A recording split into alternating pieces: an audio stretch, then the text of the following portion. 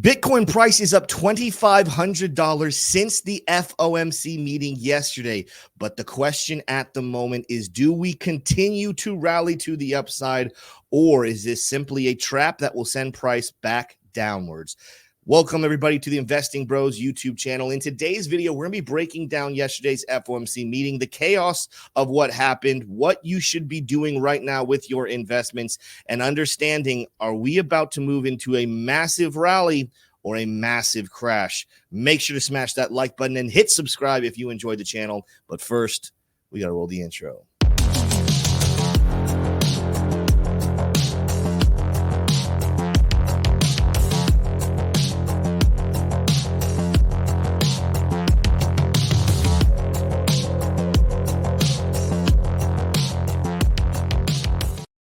All right, everybody. As I said, this is going to be a fun one because yesterday threw myself and I think millions of people around the world for a loop. What do I mean it threw us for the loop? Well, in case you've been living under a rock and you haven't been paying attention to the news, yesterday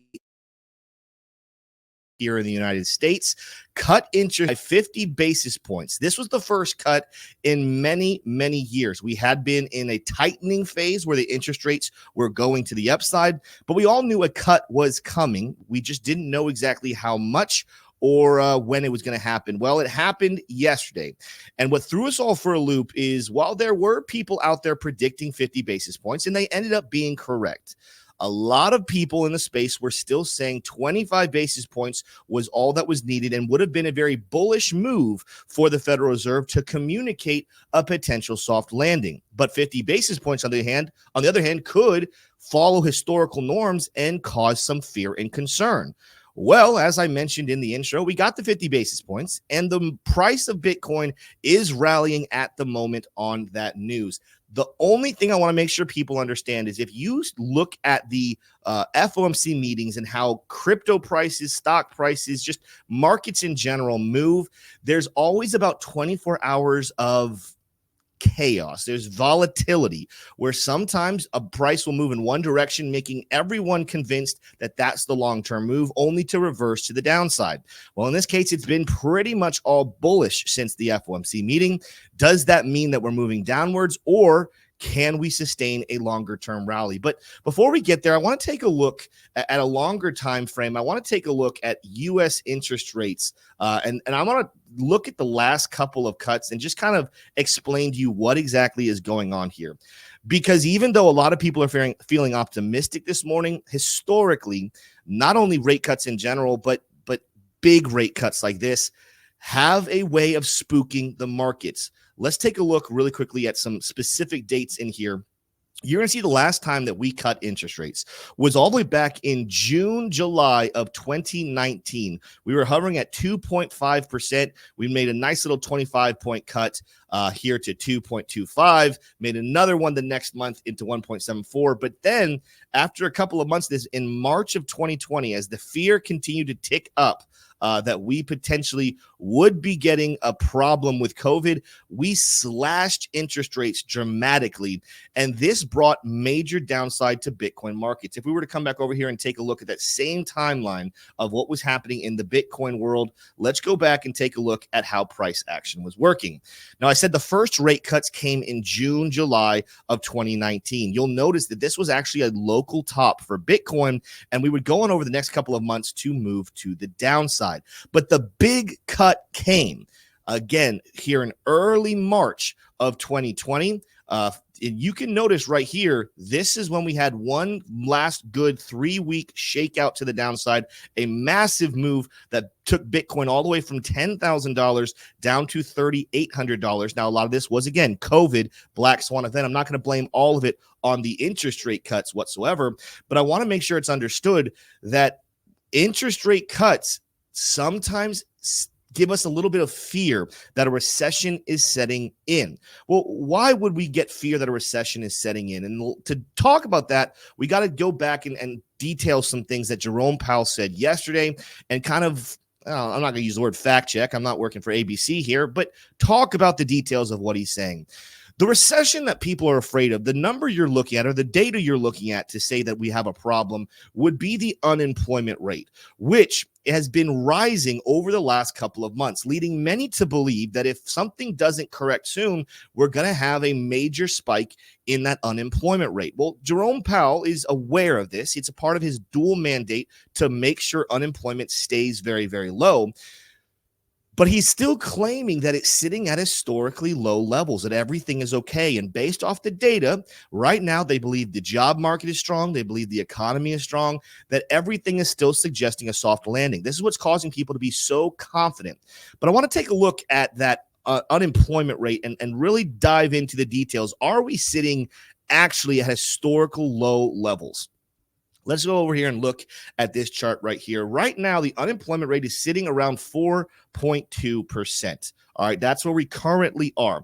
Look at that blue dotted line. That's where we currently are. Let's compare this to history. And to do this, let's go back and take a look, not at 2020, but let's look at other levels of where unemployment was right before a major recession ended up happening and where unemployment went. So, for example, if you want to go back, let's take a look at interest rates once again. Let's scroll back here to another time we started cutting interest rates. The last time before 2020 was back here in September of 07. A lot of people know 07, 08, 09. That was the recession we had years ago that crumbled the economy. But I want to make sure you understand, we cut rates in September of 07. What was the unemployment rate doing during that month? Well, to take a look here, we're going to see that in 07, we bottomed out here in June, July, around 4.4%. So even higher than where unemployment is right now. However, by the time we got a cut, the unemployment was only sitting at 4.7. Now, that's higher than where we currently are, but not by a whole lot. And you can see, just like we kind of have right now, where we bottomed out more recently and then we're starting to increase. In 07, we bottomed out and increased before that rate cut, only to get that rate cut in September. And instead of fixing all the problems, look at what unemployment did. It would go on to shoot up over the next couple of years, all the way close to or hitting 10% unemployment. Well, let's look at the time before that. When was the cut before that one? Well, we have to go back all the way here to January of 2001 was the cut before the 07 cut. Well, how was unemployment performing during this time? You can see here, going back to May of 2000, we bottomed out here at 3.8%, had a little bit of a boost, kind of had another dip here in November, December, but then we had a nice spike when? In January of 01, coming where? To 4.2%.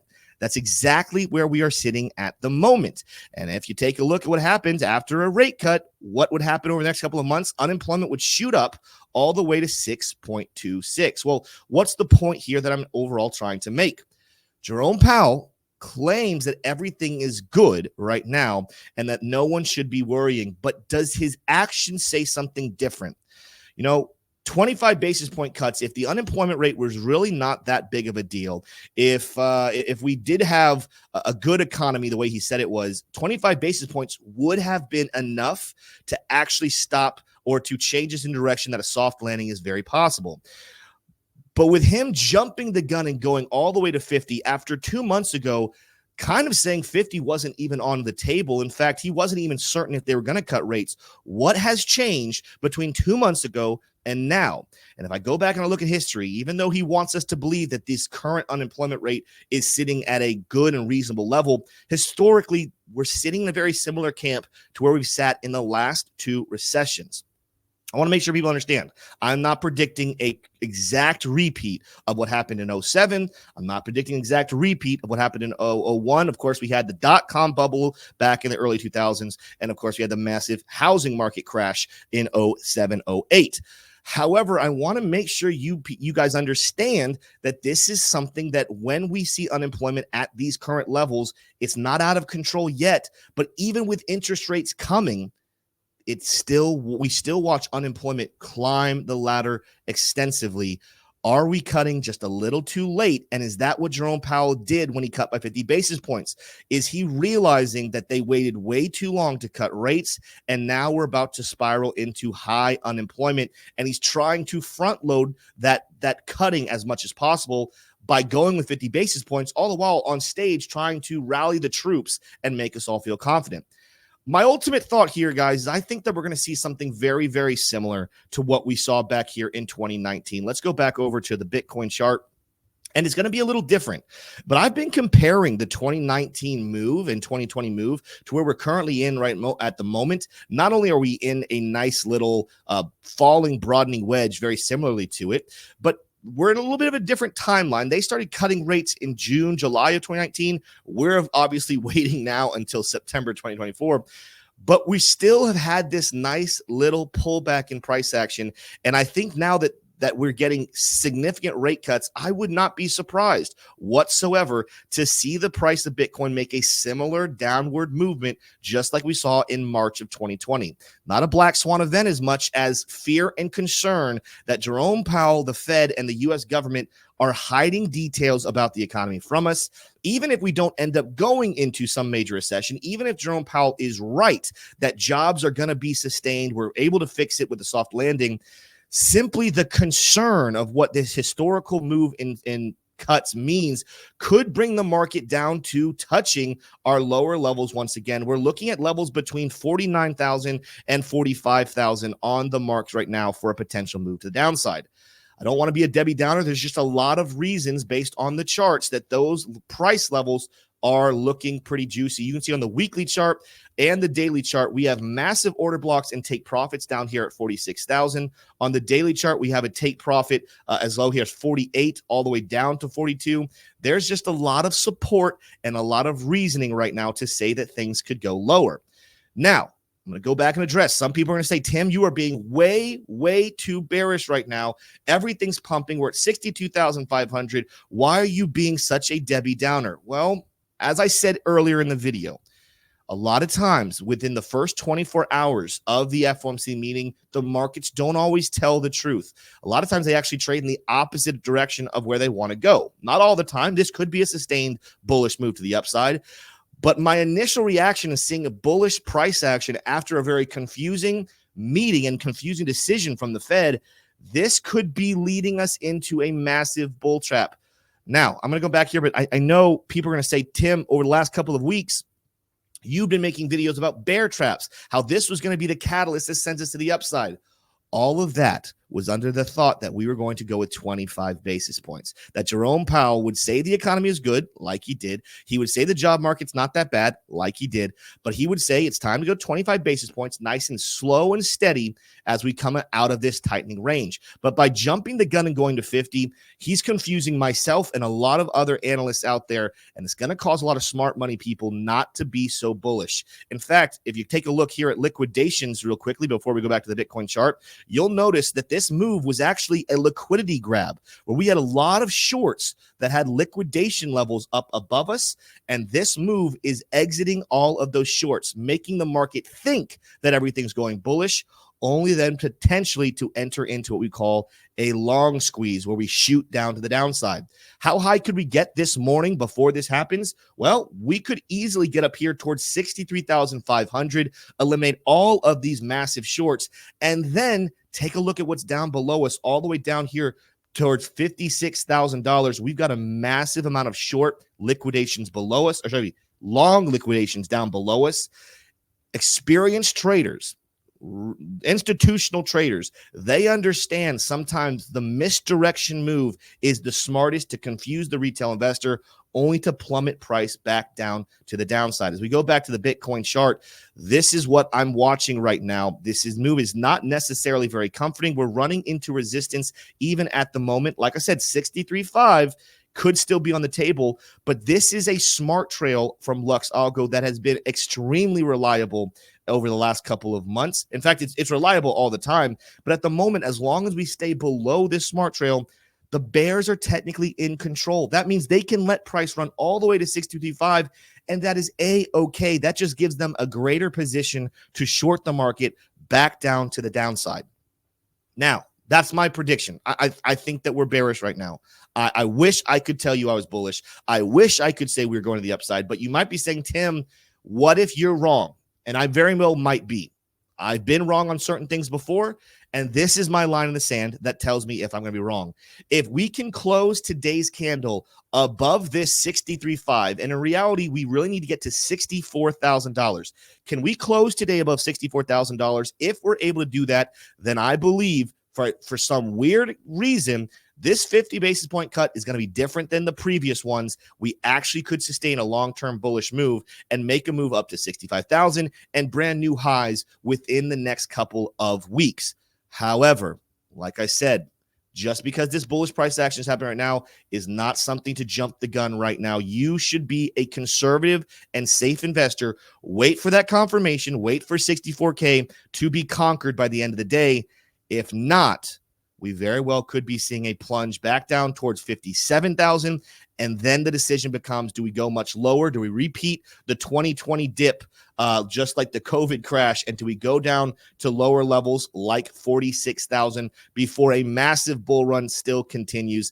That's obviously a big takeaway here as I'm closing out the video. I might be short-term bearish. This information might end up being a bull trap that sends price dramatically to the downside. But just like back here in 2020, the bull market was not over. It simply was a great scare to eliminate all retail investors. Then the bull market will take off. New highs will be coming. I will be putting out price predictions over the next couple of weeks on where I think all of your favorite cryptos will be going, because the bull market isn't going anywhere. The question just is, will we have a great discount before that happens? If you enjoyed this video and if it helps you a lot, make sure to smash that like button and hit subscribe to the channel. With that said, I'll see you guys in the next one. Adios.